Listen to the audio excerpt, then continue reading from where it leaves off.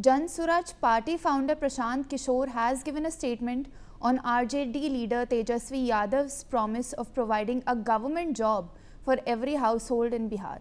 He stated, and I quote, "Either he is a fool or he is trying to fool everyone."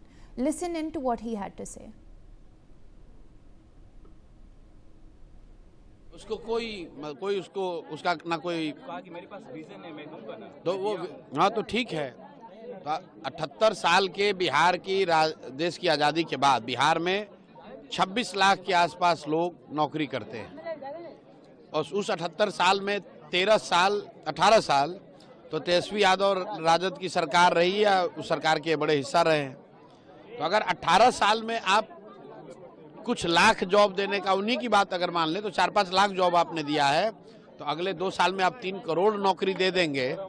इसका तो बस एक ही मतलब है कि या तो आप मूर्ख हैं या सबको मूर्ख बनाने की कोशिश कर रहे हैं।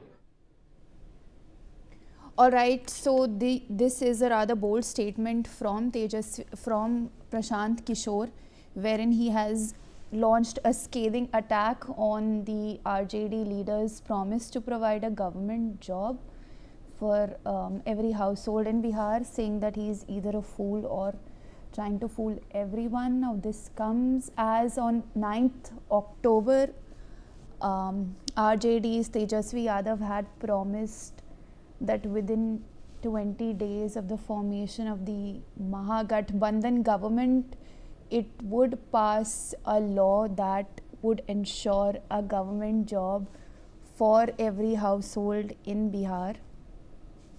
All right, now I am being joined by my colleague Shailendra Kumar on the telecast.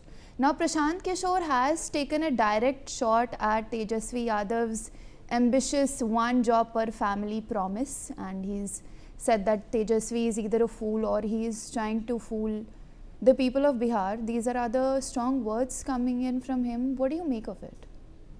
देखिए, साफ तौर पे प्रशांत किशोर जो है, जब से ये बयान तेजस्वी का आया है, कहीं तेजस्वी ने जब से वादा किया है, तब से यही सवाल उठा रहे हैं कि आखिर वो किस तरह से जनता को मूर्ख बना रहे हैं। उनका ये कहना है, क्योंकि कल वो पहुंचे थे जहां से तेजस्वी यादव चुनाव लड़ते हैं, पटना से सटा हुआ इलाका है, वैशाली का इलाका राघोपुर, और वहां पर जाकर उन्होंने लोगों से बात की थी। और एक ये भी चर्चा है कि तेजस्वी यादव के खिलाफ प्रशांत किशोर है वो चुनाव लड़ सकते हैं, और इसको लेकर चर्चा हो रही थी। इसको लेकर बातचीत खुद प्रशांत किशोर ने कही थी कि हम जो है वहां पर प्रत्याशी हो सकते हैं, क्योंकि उनका क्षेत्र जो है, उनका गांव है करगहर, यानी बक्सर का इलाका है, वहां पर उन्होंने प्रत्याशी उतार दिया है। अब दूसरी सीट उन्होंने राघोपुर कही थी, और उसी के बाद से चर्चा तेज हुई थी, और इसीलिए कल पूरा दिन प्रशांत किशोर ने राघोपुर में बिताया और वहां के लोगों से बात की। वहां पर जिस तरह से बाढ़ और कटाव है, यानी गंगा जी का वो क्षेत्र है, गंगा के किनारे का क्षेत्र है, और साफ तौर पर वहां के लोगों को परेशानियां होती हैं। वहां से जो तस्वीरें आती हैं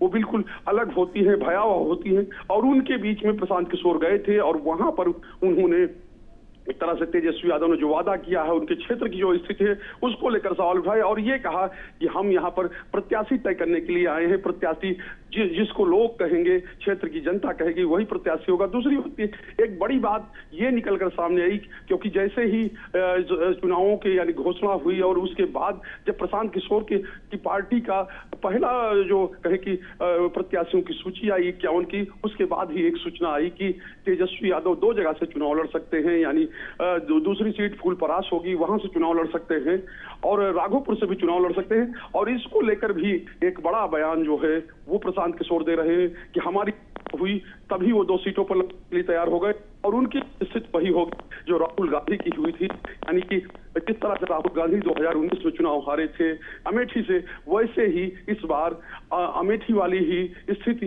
राघोपुर में दोहराने जा रही। यानी कुल मिलाकर जो प्रशांत किशोर हैं वो हर मोर्चे पर हर तरह से तेजस्वी यादव को घेर रहे हैं, तेजस्वी यादव के खिलाफ एक रणनीति बना रहे हैं।